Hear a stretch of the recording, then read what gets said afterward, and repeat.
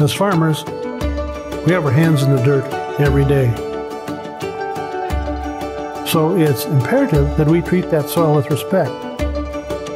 For us, it's all about the future.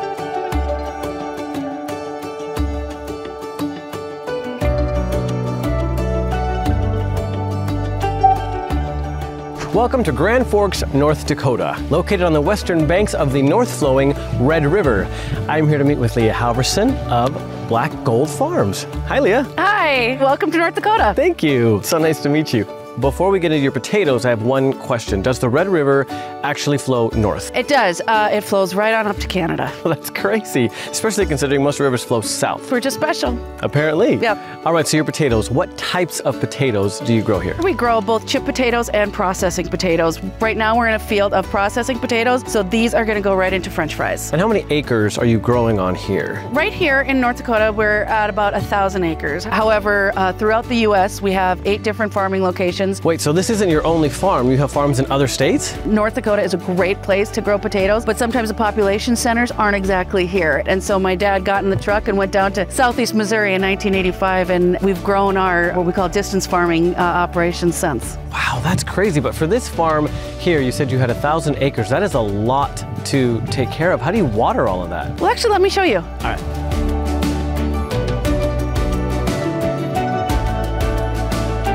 So here we are by an irrigation system, or sometimes we call them pivots. This is what we use to water the field when we need to. We have sensors throughout the field so the guys on the farm can see from their phone when it gets dry or when we have too much water or how we need to adjust. Now tell me a little bit about the soil and how important it is for growing your potatoes. This soil here in North Dakota, it's very rich soil. It was actually on the bottom of Lake Agassiz years and years and years ago. So the sediments have all settled, it holds in moisture, and it really is compact, and the potatoes just love that. So in addition to this really great soil, what else makes this region so particularly good for growing your potatoes? We have long hot days, but then it cools off at night so we don't have to worry about it getting too hot. They love to bulk in that warm sun. What stage are the potatoes in right now, and what needs to happen? Right now we're really focused on making sure that there's the right moisture content. They're bulking a lot every day. Right now they're about the size of a marble. In about a week and a half, they'll start to bloom. A couple weeks after that, we'll begin to harvest. Once they are harvested, how long does it take for them to go from potato to chip? So we'll harvest them and we'll put them in storage and we'll ship them out to our customers. By the time that they receive them, it should take about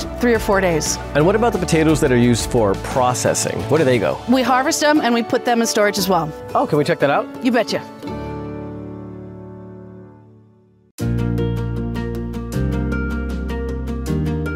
Wow, this is a lot bigger than I was anticipating. How many bays do you have here? So we have 46 bays. Each one is climate controlled, so our potatoes stay fresh for a while. So each bay holds about 20 semi-loads, which is a little over 1 million pounds of potatoes. So you have 46 million pounds of potatoes here at any given time? Give or take, yes. That's insane. With that many potatoes, I'm assuming that means you must have a lot of employees.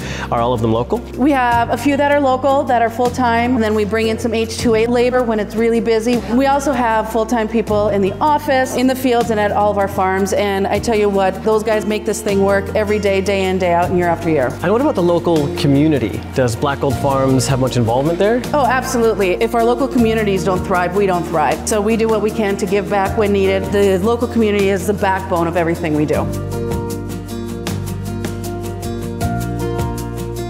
Welcome to our office. Wow, this building is beautiful. How long have you been in here? We've been in here for about 10 years. 10 years. You know, this is my dad, Greg Halverson. Hey, how are you? Welcome. I'm very well, thank you, Greg. Good, So good. nice to meet you. Nice to meet you too. Now, before I ask you anything, I need to know about this amazing wall behind us, because this is incredible. It is an amazing wall, and it's a result of collecting potato chip tins for 25 years or so. But it tells a little bit about the history of the potato chip world in North America. Now, Greg, I noticed walking in that you have a gold lead emblem over here. What did it take to achieve that status? We wanted to build the most sustainable building in the area. When we started planning the building through the whole construction phase, we kept track of many different things that were happening. That gold emblem over there is proof of that sustainability. We're not going to be here forever, but the legacy of sustainability will. We grow our crops in the black soil. So it's imperative that we treat that soil with respect. It's imperative that the things we build on the soil are sustainably built, sustainably grown, etc. That is a part of us, and it's a part of what we do. It was so nice to meet you, Oh, Greg. thank you. Thank you. Pleasure's all mine. Thanks for taking the time. You bet. Anytime. Now, did you always plan on being a part of the family farm? You know, not necessarily. I grew up working on the farm all throughout high school, but then I went to college and I really wanted to kind of spread my wings a little bit. So I ended up getting a job at an ad agency, which is exactly what I wanted to do. And at that agency, they realized that I was a farm kid, and so they gave me all the egg-based accounts. So I did more and more of that, and about that time, consumers started caring about where their food came from. Farmers started actually understanding what brands were. Social media became a thing. We realized that the door was open for me to come back to the farm and do what I do best. It has been an absolute blessing. I've been able to work with my family. We each have our own interests in how we're going to make this farm successful, so we're able to take that and grow what my dad and my grandpa and my great-grandpa started. I have 7 nieces and I have my daughter, and we have this one purpose, and that's the farm and just each other. And so when the girls get together, it's an absolute blast, and I'm so excited to see what happens in the future.